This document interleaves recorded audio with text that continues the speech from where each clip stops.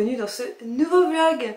Nous sommes le dimanche 7 juillet, je suis en pull, tout va bien.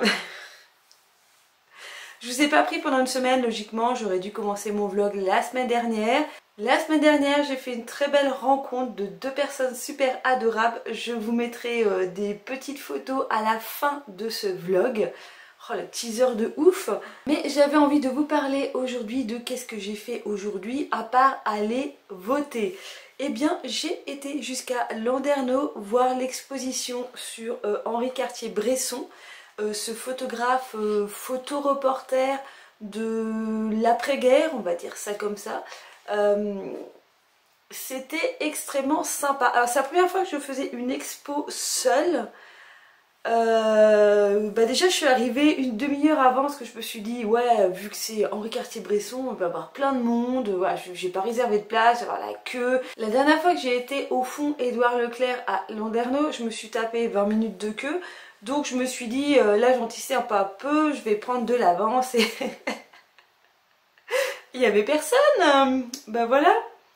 En gros, comme vous avez pu voir dans le début de ce vlog, je vous ai inséré les vidéos et photos de cette exposition.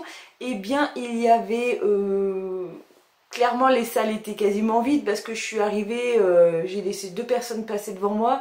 Et voilà, tout début de l'expo à 10h, ça ouvrait à 10h, à 10h on était 3. Et petit à petit ça s'est un petit peu rempli, mais sincèrement je suis restée quand même 1h30 là-bas. Il y avait à peu près 300 photographies de Henri Cartier-Bresson. Et j'ai donc mis 1h30 pour faire cette exposition et en gros on devait être, allez, quand je suis partie il devait y avoir une quinzaine de personnes dans l'exposition. Donc vraiment c'était génial parce que tu pouvais rester devant les œuvres, tu pouvais les regarder, j'ai pu les prendre en photo comme je vous ai montré juste avant. Totalement librement, sans gêner personne, sans avoir personne. C'était vraiment top et c'est comme je vous disais, et c'est la première fois que je fais ce type d'exposition toute seule. Et je crois que je vais kiffer faire des expos toute seule parce que tu vas à ton rythme. Tu as envie d'accélérer à certains moments, tu peux accélérer. Tu as envie de regarder un petit peu plus longuement certaines œuvres, tu peux. Tu n'as pas la personne qui t'accompagne qui est un petit peu impatiente d'y aller. Voilà. Après, c'est vrai que tu ne peux pas discuter d'une œuvre avec toi-même. Bon, si, mais voilà, tu discutes de cette œuvre-là avec seulement toi-même. Voilà, c'était une très belle exposition. Alors je connaissais de nom bien sûr ce photoreporter extrêmement connu. Je ne connaissais pas du tout ses œuvres. J'ai beaucoup aimé ses portraits, donc c'est du noir et blanc, hein. C'est de l'argentique. Donc il y a le grain de photo, j'ai pu regarder de très près ses photos et ouais, j'ai beaucoup aimé son travail, surtout son rendu au niveau des portraits. Je vous ai surtout montré des portraits, il a fait d'autres, il a fait un petit peu de paysages, des choses comme ça. C'était surtout du reportage social qu'il a fait face à certains événements. C'est surtout un photoreporter qui montre l'émotion des gens lors de certains événements. Par exemple, pendant le couronnement de Charles VI, si je ne me trompe pas, il a pris la foule en photo et non le couronnement de Charles VI. Voilà. Pour résumer, il prenait beaucoup la réaction des gens face aux événements et non l'événement en lui-même, ce qu'on a généralement le réflexe de faire. Ces œuvres sont très intensives, il y a vraiment beaucoup de sentiments qui passent dans ces œuvres et j'ai vraiment beaucoup aimé cette exposition. Donc cette expo est disponible donc au fond d'Édouard Leclerc à Landerneau et elle est jusque mi-janvier je crois, début janvier, un truc comme ça, 2025. Moi je vous conseille fortement, si vous aimez la photo en noir et blanc, le social, c'est bon, foncez. Je vais vous parler un petit peu lecture maintenant parce que j'ai quand même essayé de lire un peu même si je suis totalement claquée. Je crois que ça se voit, hein. Je m'en sors pas, j'arrive pas là. Cette semaine, j'ai donc commencé à lire Le Roi en jaune que vous m'avez conseillé pour la catégorie Ken Flunch Royal du challenge de Vox Literaria. Comment dire que ça va être compliqué, hein. Donc Charlène le week-end dernier m'a donc dit qu'elle avait aimé les deux premières nouvelles parce que c'est un recueil de 10 nouvelles. Alors moi clairement les deux premières nouvelles ne m'ont fait ni chaud ni froid. J'ai même été à regarder combien de pages il me restait parce que je trouvais pas ça ouf. Alors le masque si, j'ai bien aimé. Là, je viens de lire Le Cygne jaune. Bof. Même si ça parle de peinture. Voilà, je pense que ça va être très fastidieux de finir cette œuvre. Du coup, j'ai envie de commencer tout de suite l'œuvre que j'avais envie de lire juste après pour pouvoir bien avancer dans ce challenge. Je ne le finirai pas, le challenge, ça c'est clair. J'arriverai pas à valider les 20 défis. Alors, en jumelant mes bouquins, parce qu'on peut valider 2 catégories avec un seul livre, donc en jumelant des catégories avec un seul livre, je vais presque y arriver, mais sincèrement, je ne vais pas remporter les 10 défis, je ne pense pas, mais j'ai envie de partir sur le cercle littéraire des éplucheurs de patates, parce que j'ai vraiment envie de le lire depuis pas mal de temps, et qu'il est quand même assez costaud. Ah non, 400 pages. Ah bah ça va. Oui, bon, à 20 pages près, on est quasiment sur la même taille, c'est juste que le papier est beaucoup plus épais. J'ai vraiment envie de tenter cette œuvre-là, donc je pense que je vais alterner. C'est très très rare que je lise 2 livres en même temps, mais comme là c'est un recueil de nouvelles, voilà, je peux, hop, je lis une nouvelle, j'attaque à celui-là, je peux alterner un petit peu plus facilement. Il n'y a pas vraiment un mélange de 2 histoires, voilà, c'est un peu ça, puis bon, ça n'a rien à voir comme histoire, donc je pense que je vais pouvoir lire les 2 en même temps si je trouve le temps, la volonté, l'envie de lire. J'ai tenté de regarder Pauvre chose que j'ai réussi à télécharger. Malheureusement, j'ai chopé une version avec les sous-titrages en français, la version originale. J'ai regardé le premier quart d'heure et j'arrive pas à lire les dialogues. J'arrive pas à suivre en fait. Donc là, je suis en train de retélécharger une version totalement en français pour pouvoir regarder ce film. Est-ce que je vais avoir le temps de le regarder cet après-midi ou est-ce que je suis plutôt partie pour faire une énième sieste? Je pense qu'on est plus sur la deuxième option. Alors, est-ce que je vais avoir le temps de regarder ce film dans la semaine? Surtout que moi, j'aime pas couper les films en 2. J'aime pas regarder une partie, voilà, et regarder l'autre partie le lendemain. Donc, sincèrement, je sais pas du tout. Je sais pas du tout là. Voilà. J'ai pas mal de choses à faire. Et j'ai trop de. Je pars dans trop de trucs là. Mais sincèrement, je pense que ça va attendre un peu et j'ai plus envie de me focaliser sur mes lectures pour pouvoir terminer ce roman-là avant le 1er août parce que le challenge de Vogue se termine le 1er août et qu'après je peux lire ce que j'ai envie de lire et puis me dire ah, il faut que ça rentre dans telle ou telle catégorie. Voilà, le retour à la liberté. Parce qu'en fait, un challenge qui dure 6 mois, c'est extrêmement long. Et étonnamment, par rapport à l'année dernière, je crois que l'année dernière, je m'étais retrouvée un peu dans ce côté coincé, étriqué du challenge, beaucoup plus tôt dans l'année. Là, voilà, là c'est sur le dernier mois, je me dis, j'aimerais bien lire autre chose que ce que j'ai prévu de lire depuis des mois. Voilà, d'où l'intérêt que je ne fasse jamais de pile à lire, parce que j'aime bien changer au dernier moment. Voilà, je vais vous laisser ici pour l'instant, et on se revoit un petit peu plus tard.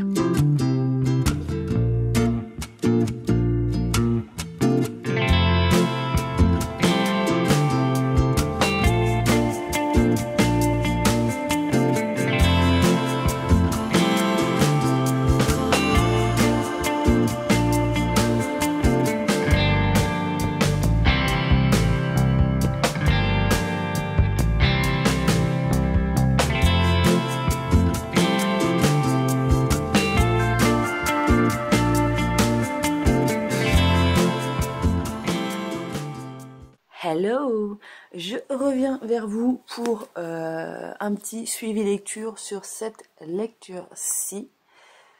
Voilà, clairement pour l'instant j'ai abandonné Le Roi en jaune.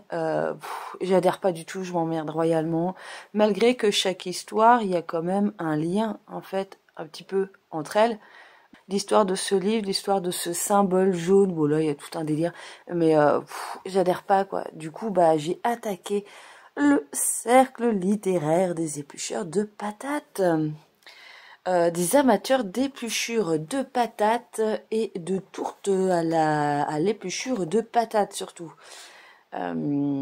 J'ai plus le titre précis. Voilà, je m'attendais pas à ça.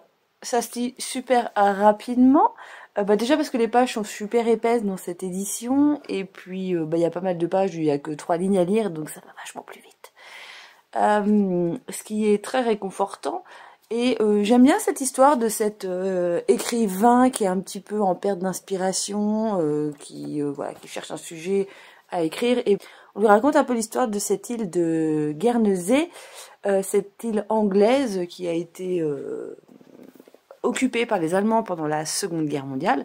Et donc voilà, et elle va donc correspondre avec des personnes qui font partie de ce cercle littéraire et qui vont lui raconter la période d'occupation de la guerre. Alors je trouve que là, on est plus en train de parler un petit peu sur des petits détails marrants de la mise en place de ce club. Et voilà, on n'est pas dans l'horreur de la guerre, c'est pas, pour l'instant en tout cas, j'espère que ça va rester comme ça. On n'est pas un descriptif de tueries, de déportations, de trucs dégueulasses que les Allemands auraient pu faire. Là, on est vraiment dans, voilà, ils ont créé en gros un club de littérature alors que dans le village il y a quasiment personne qui lit. C'était juste pour pouvoir se retrouver entre eux, quoi. Voilà, je trouve ça assez fun. Par contre, il y a énormément de personnages dans ce livre et je suis déjà un petit peu perdue. Je suis à la page 166 et ouais, entre l'éditeur, ouais, la maison d'édition, comment dire, elle correspond avec 2, 3 amies féminines, puis après tous les gens du cercle, on en a bien 4, 5. Là, il y a un moment où je me suis un petit peu perdue dans les personnages, mais je trouve ça assez fun. En plus, ils s'aiment pas tous dans le cercle littéraire, là. Et ils sont un petit peu des fois les uns contre les autres. Du coup, c'est marrant parce que leur a demandé en gros de leur écrire, voilà, l'histoire de leur vie, de leur vie. Des petits passages en rapport avec ce club et j'ai trouvé ça pour l'instant super sympathique. Je suis bien rentrée dedans, donc je pense que je vais continuer là-dessus et puis si je le finis avant la fin juin, ce qui est fort probable, je pense que je vais essayer de finir Le Roi en jaune, mais sans grande conviction. Voilà, voilà. Serait-ce pas l'heure de faire un petit point sur la serre? Alors le bruit que vous entendez, c'est la flotte parce qu'il fait que de pleuvoir. Alors, eh bien, rhubarbe numéro 1 a repris vie. Bon, elle se fait encore un petit peu bouffer. Mais sa petite collègue à côté, qui se fait aussi manger, hein, clairement. Mais elle a plein de petites pousses. Voilà, elle grandit, ça c'est cool. Ensuite, les petites fraises. C'est qui va avoir des fraises au mois de septembre? Bon, bah là, il y en avait une, hein, mais le temps qu'elle... voilà, le temps qu'elle rougisse... Eh ben, elle s'est fait bouffer. Voilà. Et il y en a une autre là-bas qui est en train de rougir, mais je pense que c'est mort. Ah si, peut-être que celle-ci, je vais pour là. Mais c'est cool, c'est en train de fleurir. Alors, le petit point tomate. Eh bien, ça pousse. Et regardez-moi ça, ça pousse bien. Bon, c'est pas non plus ouf, hein, mais... voilà. C'est qui va avoir des tomates cerises au mois de novembre? Le deuxième pied aussi, ça commence à pousser. Alors que j'écrase pas ma fraise en passant, ce serait ballot. Et le dernier pied, les petites black cherry, eh bien, moi j'ai envie de te dire que le plan, il a surtout grimpé, il grimpe. Si, là, ça commence, voilà. Eh ben, ça va être super, on aura 3 tomates et tout en haut ça a fleuri, donc peut-être que ça va me donner quelque chose. J'ai une fuite dans ma serre. C'est bien, comme ça ma tomate elle a de l'eau en direct. Les petits radis, bah, c'est un gros bordel comme vous voyez, hein. Bon, ça c'est toute la partie du sachet que j'ai foutu par terre, hein, qui était en gros la bouffe pour les limaces. Bah si, ça... Les limaces sont quand même un petit peu mangées. Mais voilà, il a dû faire un petit coup de chaud quand même au moment où je les ai plantés. À un moment, ils sont sortis, donc ils ont grimpé. Et je pense que j'ai encore foiré ma tournée de radis. C'est pas grave, on apprend. Et pour terminer, le pied de tomate cœur de bœuf. eh bien il est monté, il a fait des feuilles, il a fait des fleurs qui n'ont pas qu'on fleurit mais qui sont barrées. Voilà, encore des feuilles et des feuilles et des feuilles. Là il y a quelques fleurs mais ouais il y a un petit peu de fleurs partout. Il va peut-être falloir encore que je bidouille. Voilà, bah là c'est un petit peu la loose. Hein. Clairement cette année, de toute façon, j'ai envie de te dire que vu le temps qu'on est en Bretagne, c'est pas un temps à tomates, donc c'est mal barré. Si ça fait comme l'année dernière, je vais en avoir, on sera ouais, fin septembre. Voilà, histoire à suivre.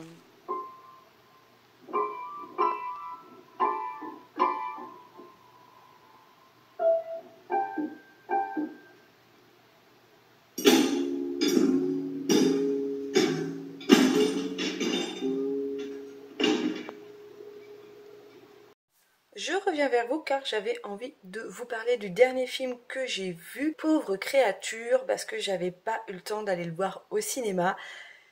Et j'ai envie de dire qu'au visionnage de cette œuvre, eh bien, heureusement que j'ai pas été le voir au cinéma, parce que ce film est jonché de scènes de cul. Euh, J'aurais pas forcément été très à l'aise au cinéma avec ce type de scène. Alors j'ai rien contre les scènes de cul dans les films, hein, mais au cinéma, ouais, ça me dérange un peu, quoi. Voilà, je me sens un peu mal à l'aise face à ce genre de truc au cinéma. Et donc le sujet de ce film, en fait, c'est un petit peu un remake de Frankenstein. En gros, c'est l'histoire d'une jeune fille qui se suicide et qui est retrouvée par un docteur en anatomie. Je dirais que le mec il fait de la dissection, tout ça, c'est un gros spécialiste. Et sa passion, c'est d'associer des choses entre elles et qu'elles soient qu'elles vivent, hein, en gros, des animaux avec coupés en deux, avec la moitié du corps qui est un autre animal. Voilà, il aime bien expérimenter comme ça, vraiment un Frankenstein. Et ce monsieur se retrouve face au corps de cette jeune fille qui est récemment décédée et qui est enceinte. Et il va donc mettre le cerveau de l'enfant dans le corps de la femme. Voilà, c'est le speech du film. Et donc on va découvrir cet enfant qui va en fait découvrir le monde avec un corps d'adulte et découvrir voilà toutes les facettes du corps adulte. Et on est vraiment sur un film sur la notion de féminisme, sur la notion de place de la femme dans la société, tout ça se passe dans un monde qui n'est pas le nôtre, euh, qui est extrêmement étrange, mais bon, il y a quand même un fort parallèle avec d'autres mondes, hein, faut être assez réaliste. Et ouais, il y a vraiment une histoire de place de la femme dans la société, et j'ai trouvé ce film assez intéressant. Il y a différents points de vue visuels. Visuellement, il est magnifique ce film au niveau de la colorimétrie. Les tenues des personnages sont extrêmement belles. Il y a vraiment toute une recherche là-dessus de créer un monde. Et en même temps, vous avez des scènes en couleur, vous avez des scènes en noir et blanc, vous avez du fish eye. Il y a vraiment différents en fait, points de vue quand c'est le personnage principal qui voit les scènes, quand c'est nous, le spectateur, qui voyons les scènes.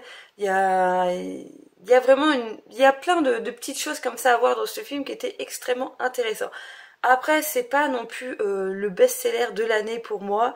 J'ai pas forcément accroché plus que ça à cette histoire, mais d'un point de vue visuel comme ça, il était extrêmement intéressant à voir. Mais j'ai pas accroché plus que ça avec le personnage de Bella.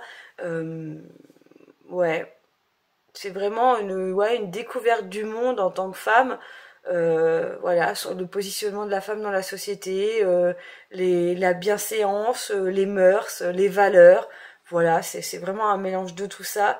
Et ouais, j'ai assez bien aimé, mais j'étais en train de réfléchir, je me souviens pas la fin du film. Oh là là, je l'ai vu il y a 3 jours quoi. Ok, je l'ai vu en 2 fois parce que j'étais interrompue, donc j'ai vu que le film dure 2 heures et demie, j'ai fait 2 fois 1 heure. Je l'ai réellement vu en 3 fois en fait, mais je me souviens plus de la fin. Oh, je suis vraiment une catastrophe pour ça quoi. Mais ouais voilà.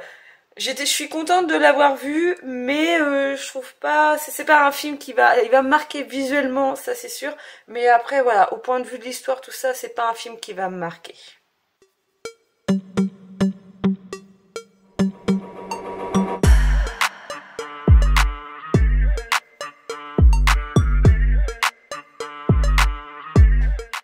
On se retrouve car j'ai terminé enfin le cercle littéraire des amateurs d'épluchures de patates.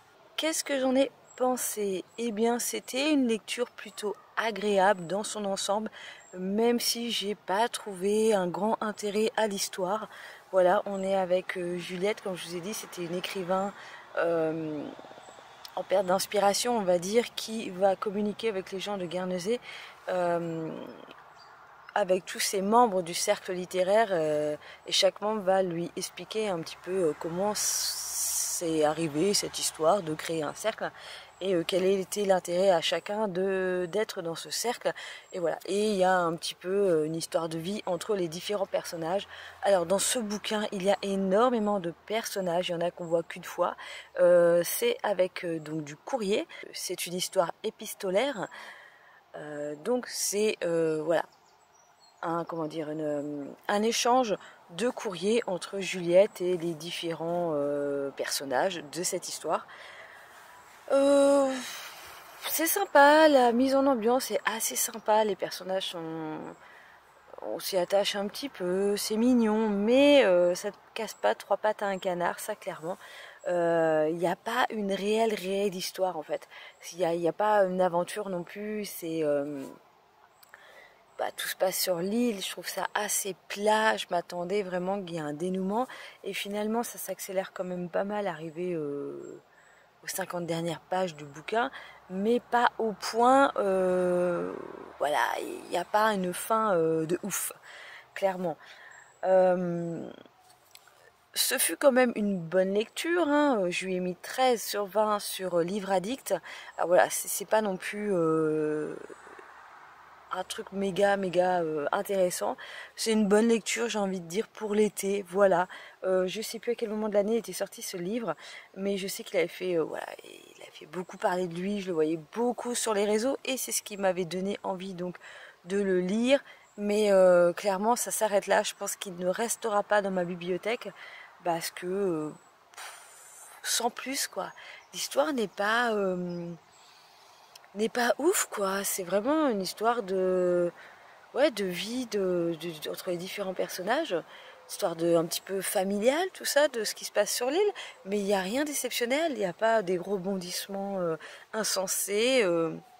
Ouais, c'est assez classique, rien d'extravagant on va dire. Et du coup, c'est sur cette fin de lecture que je vais vous laisser sur ce vlog.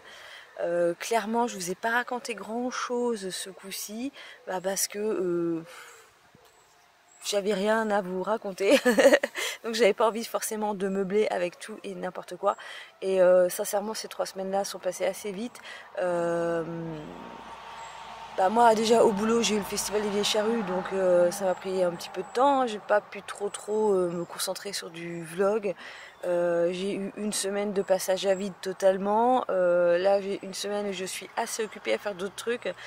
Voilà, hein, ça arrive, en même temps il n'y a pas d'un temps défini pour les vlogs. Voilà, donc trêve de blabla, je vais vous laisser ici avec le petit bonus.